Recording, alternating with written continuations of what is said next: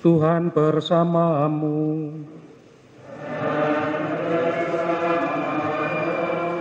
Inilah Injil Yesus Kristus menurut Matius.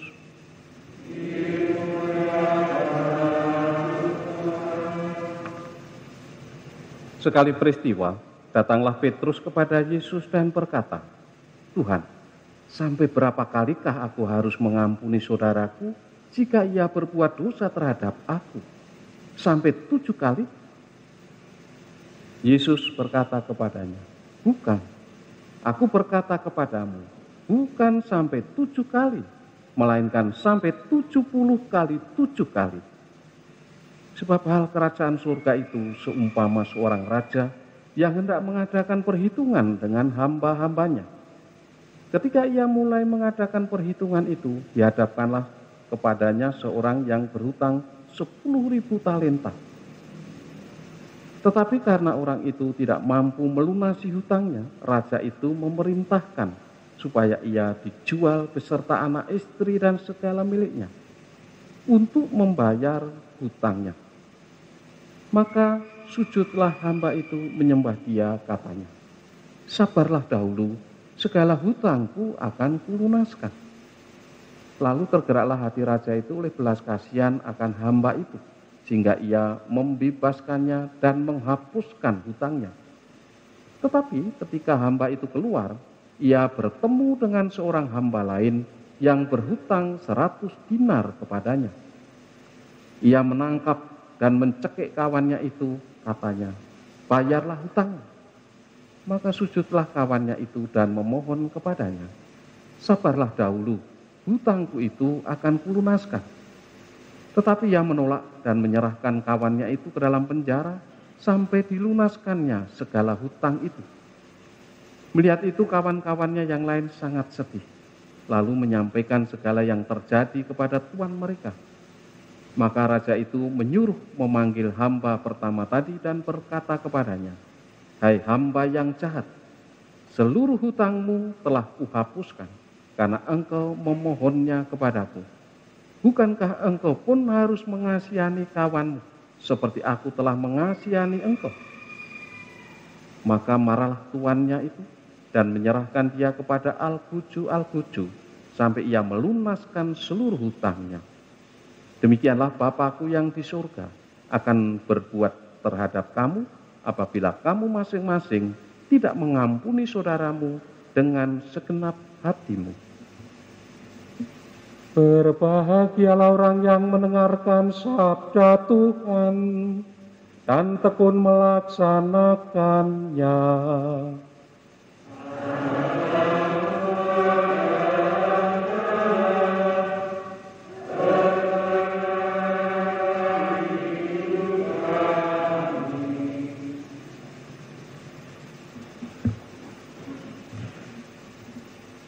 Saudara-saudari yang terkasih,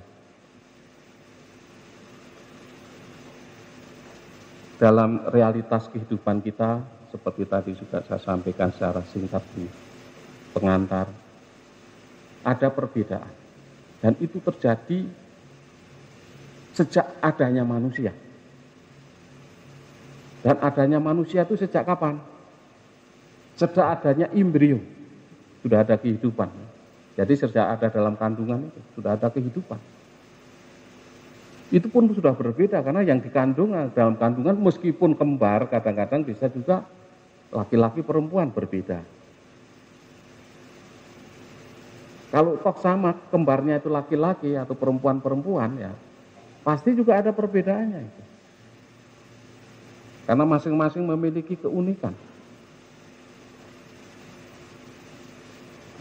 Dan bisa juga saling berselisih. Ada silang selisih di dalam kehidupan nanti kalau sudah mereka lahir. Kita bisa mengetahui itu. Ketika dalam kandungan, kalau anak kembar berselisih bagaimana, kita tidak tahu. Kalau direkam barangkali.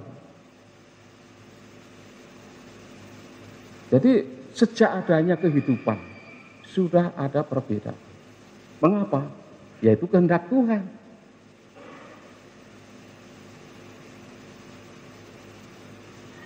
Ada laki-laki, ada perempuan, ada yang kaya, ada yang miskin. Ada yang pintar, ada yang bodoh, dan segala macam. Ini pasti Tuhan punya maksud.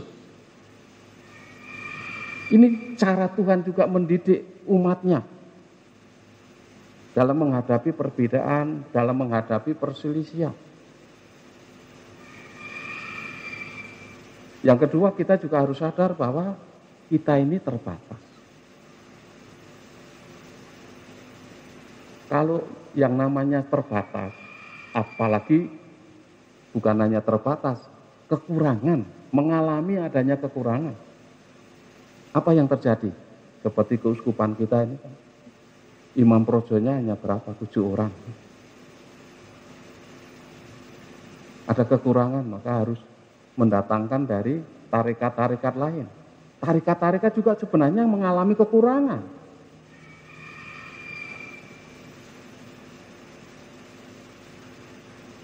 Seperti taplak ini, taplak altar ke taplak meja itu, ya, kalau kita gelar dan rasanya itu tidak tertutup semua, ya, kalau kita tarik ke sini, di sini akan terbuka, tarik ke sana sini, ditarik ke sini sana teriak, ditarik sini sana teriak, kan sama.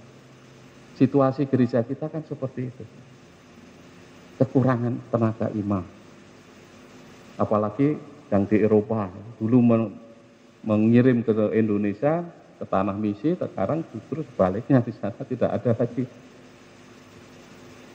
imam muda, itu tidak ada. Paling muda umur 60-70 barangkali Belanda itu. Jadi kalau nanti dari Indonesia ditarik ke sana, ya pasti sini teriak-teriak. Paling tidak umat veteran ini coba ditarik satu saja, hanya saya satu mungkin sudah teriak. Tidak hanya nyaring. Ini keterbatasan, situasi terbatas ya seperti ini. Bisa jadi orang marah, bisa jadi orang teriak, bisa jadi panas situasinya. Nah, bagaimana mengatasi? Ini datangnya dari mana? Karena ada kekurangan, ada keterbatasan. Nah, kita harus sadar betul akan diri kita seperti itu, kondisi situasinya. Sehingga masa kekurangan mau mengatasi kekurangan lain tidak bisa. Mesti harus memanfaatkan kekuatan yang lain. Saya lemah, tapi kalau saya melakukan sesuatu, kalau tidak memanfaatkan kekuatan lain, ya kita tidak bisa buat apa-apa. Kekuatan lain adanya di mana? Sumbernya di mana? Ya pada Allah. Nah, Allah itu siapa? Allah adalah kasih. Menurut surat pertama Rasul Yohanes, Allah adalah kasih. Nah, masalahnya kasih itu menuntut pengampunan antara lain. Dan Allah memenuhi tuntutan itu ketika dia menciptakan manusia dan manusia jatuh dalam dosa. Manusia saling bersilang selisih dan segala macam.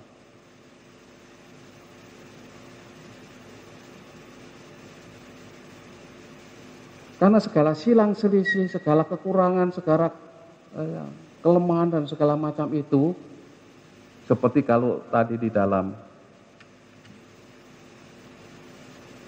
bacaan pertama bagian terakhir,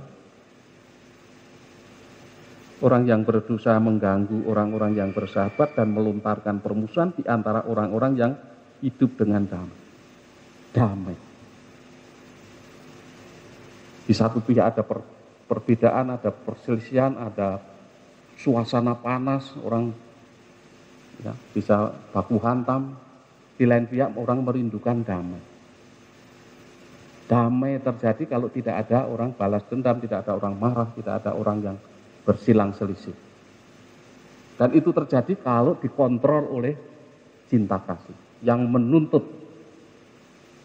kesetiaan, yang menuntut pengorbanan, yang menuntut pengampunan.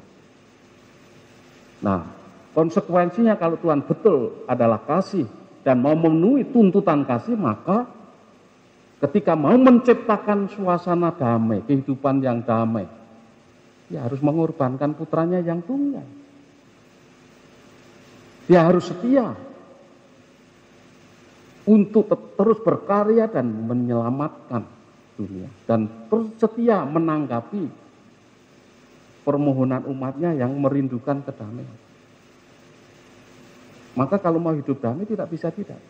Kita harus mohon pada Tuhan, bekerja sama dengan rahmat Allah. Karena juru damai kita hanya satu, Yesus Kristus. Dan itu harus melalui pengorbanannya Bapa di kayu salib.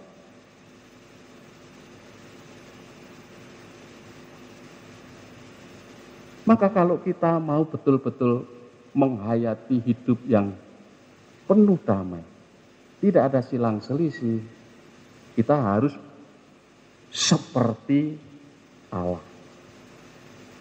Hendaklah kamu sempurna seperti Bapa sempurna adanya. Itu Matius 5 ayat 48. Nah, dinamika kita seperti itu. Mau ke sana, mau menjadi sempurna seperti Bapa sempurna adanya.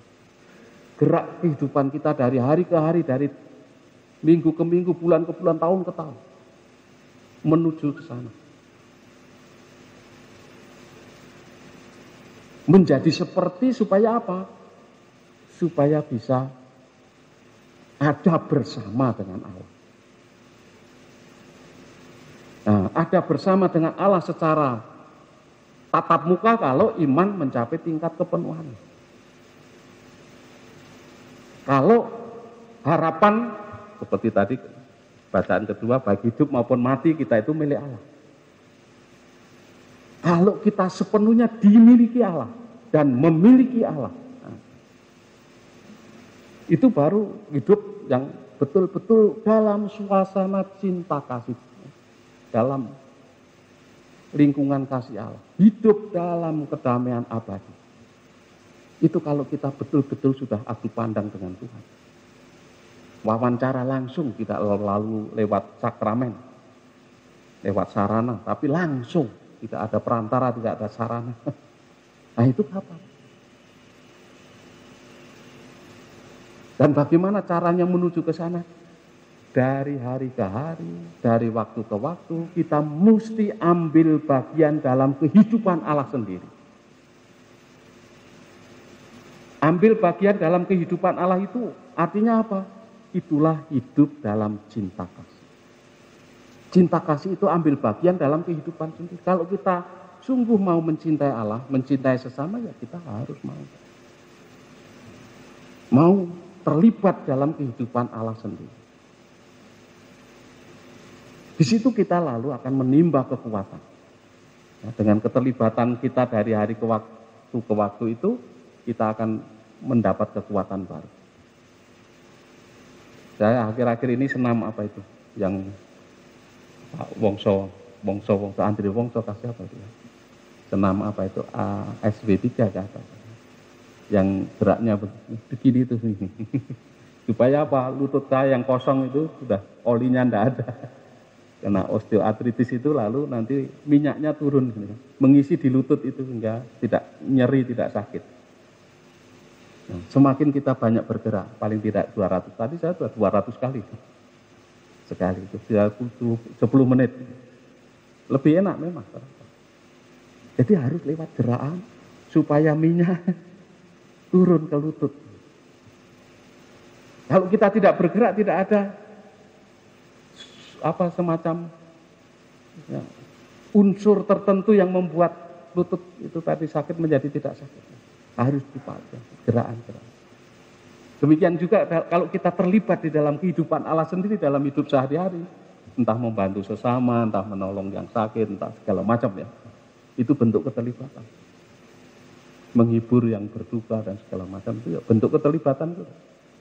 Mendoakan yang meninggal, mengubur yang meninggal, bentuk keterlibatan. Dan di situ kita bisa menimba kekuatan. Ada semacam tambahan energi. Energi apa? Energi kasih Allah. Untuk apa? Supaya kita bisa mengatasi segala perbedaan, segala perselisihan. Bahkan bisa mengampuni, bukan hanya 7 kali. 70 kali 7 artinya seluruh kehidupan kita itu karena ada dalam alam pengampunan Tuhan. Maka kita juga harus seperti Tuhan mengampuni selama-lamanya. Hidup dalam alam pengampunan Tuhan, konsekuensinya kita juga harus mau mengampuni sesama sepanjang masa, sepanjang hidup. Jadi tidak ada batasan-batasan. Memang kita terbatas, suka membatas-batasi. Tetapi kasih Allah itu tak terbatas. Kerahiman Allah tak terbatas. Maka kalau ada silang selisih, ada pergaulan, sudah pertama-tama yang mesti harus muncul itu saya siap untuk memaafkan. Ya. Siap untuk memaafkan. Bahkan sebelum terjadi kesalahan orang lain, sebelum terjadi perselisihan pun, keluar dari rumah mau bertemu orang lain itu sudah siap untuk memaafkan. Juga siap untuk meminta maaf. Bukan hanya memaafkan saja, juga minta maaf. Selalu siap kalau salah ya. Maka Bapak Suci kan antara lain mengatakan 3 hal yang penting. 1, minta maaf. 1, ya, merasa terbatas tidak mampu ya minta tolong. Kalau sudah ditolong terima kasih. Kalau keliru mintalah maaf. 3 kata penting ini sulit diucapkan, mudah diucapkan, sulit dilaksanakan. Tapi dengan bantuan rahmat Allah itu bisa. Nah, itu. Jadi imam itu menjalankan tugas imam itu juga sulit, bukan main. Berat. Apakah kamu sanggup? Ditanya uskup. Kami sanggup, calon imam ya. Diakon yang maju ditanya uskup. Begini begitu sanggup? Sanggup. Terus yang terakhir, dengan bantuan rahmat Allah kami sanggup. Kekuatan imam ada di situ. Bantuan rahmat Allah. Dan rahmat yang paling besar itu siapa? Apa? Hanya Roh Kudus. Sejauh kita masih punya Roh Kudus, perbedaan apapun, perselisihan macam apapun, pasti bisa diatasi. Karena Roh Kudus itu api cinta kasih Allah. Itu yang akan membakar segala kejahatan, segala kemarahan, segala apa itu lenyap dari diri kita. Oleh karena itu marilah kita mohon anugerah Roh Kudus itu agar kita bisa hidup menjadi seperti Bapa sempurna. Amin.